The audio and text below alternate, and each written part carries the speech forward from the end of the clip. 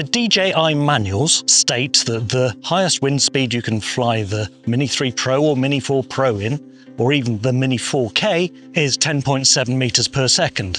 For the Air 3 and Mavic series, it's 12 meters per second. But how do you know how that feels? In this video, we're going to be talking about a foolproof way for you to know that you're going to be safe flying in the wind. And also a couple of tips along the way as well for flying in adverse conditions. And you'll also find out how long it takes me before I make a really childish joke about wind. So you can check your weather app or UAV forecast to see what the wind conditions are going to be like, or there are other ways of doing it. I tend to have a look at the trees in my garden, or have a look at a flagpole which has got a flag on it in my local area. And generally that kind of gives me a good idea of what the wind speed is like. But then I realised that I'd been missing out on perfectly normal flying days because I was just getting. And that is where one of these comes in. It's an wind speed meter, and it can tell you the exact wind speed. All you have to do is just hold it up for a minute or so, and it'll tell you whether it's safe to fly or not.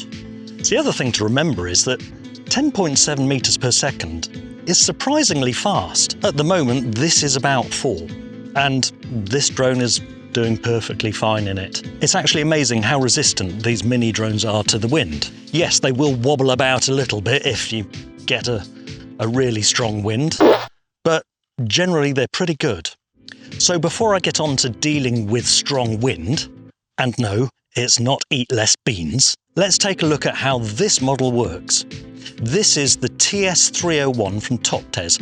And yes, they have supplied this to me, but I have had other anemometers, and none of them have been as good as this. I wouldn't promote it otherwise, I'd just send it back. On-off button, and you can see it's already measuring the wind. This button here can change whether you want to just measure the maximum wind speed, minimum wind speed, average wind speed, or if you long hold it, it just tells you the current wind speed. I'm not quite sure why anyone would need to know the minimum wind speed, perhaps for kite flying or sailing or something like that. We have a hold button here, so if you're measuring the wind speed in real time, you can press that, and that just holds your reading for you in case you're some sort of nerd and wants to measure the wind speed at specific times. And you can change your units from meters per second to kilometers per hour to knots to miles per hour to feet per minute and feet per second. You've actually got a temperature gauge here. You can change from centigrade to Fahrenheit, and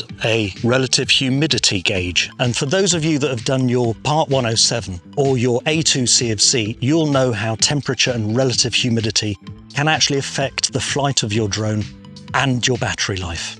Both of these gauges are actually very quick to react, unlike some other anemometers that I've had, which normally take about 10 minutes to acclimatise. The unit is powered by 3 AAA batteries, which TOPTES actually supplies, not just your cheapo grey market batteries. Grippy bits on the side so you don't lose it.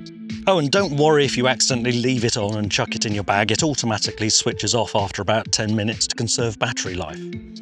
Now, as you've probably guessed, TOPTES did send me this unit free of charge, but no money changed hands, and I just said I'd talk about it on a video. They didn't want to see the video beforehand or anything, although I have had it quite a long time, and they did kind of bug me about making the video this morning. I have to say I've had other anemometers. They've either been too big or too inaccurate. This one's just right for me. Fits in my bag fine, and it does seem to be very reactive to the conditions, which is great. If you want to pick one up yourself, my affiliate link is in the description below, and stick around to the end and I'll give you a code for 10% off. Buy 5. We've got to stop Jeff Bezos making these knob-shaped rockets. It's ridiculous. Gives us more room in the sky as well. So, why would you want one of these? Well, if you're new to the hobby, it just gives you the confidence to know when it's safe to fly or not. Similarly, if you just fly your drone a couple of times a year.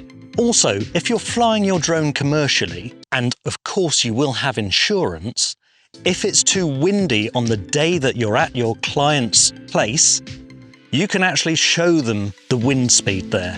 Because if you fly beyond the manufacturer's specification, in all likelihood you're not going to be covered by your insurance, and that's not a good thing. I'm also considering recording the wind speed and adding it to my risk assessment.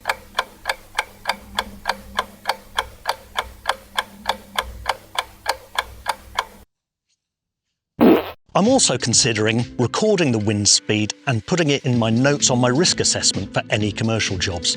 That way, you've got a little bit of extra credibility in that risk assessment. Hey, guess what I forgot to say while I was up there? Just want to ask you, if you're enjoying this content, please hit like and do consider subscribing. And yes, I am filming this the following day, but I'm wearing the same t-shirt. That's for continuity purposes, and that's the sort of thing that if you become a subscriber, you will rarely see on this channel. Thanks very much.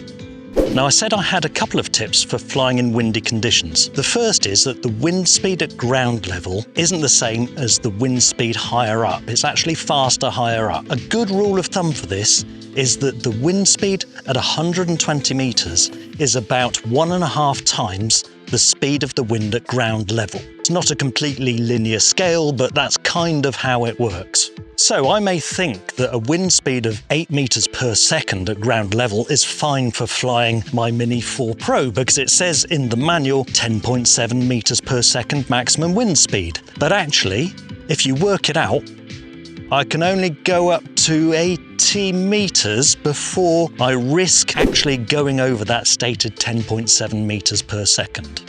Basically, with the Mini 4 Pro, you should be safe if the ground speed is about 7 meters per second, barring any massive gusts of wind, of course.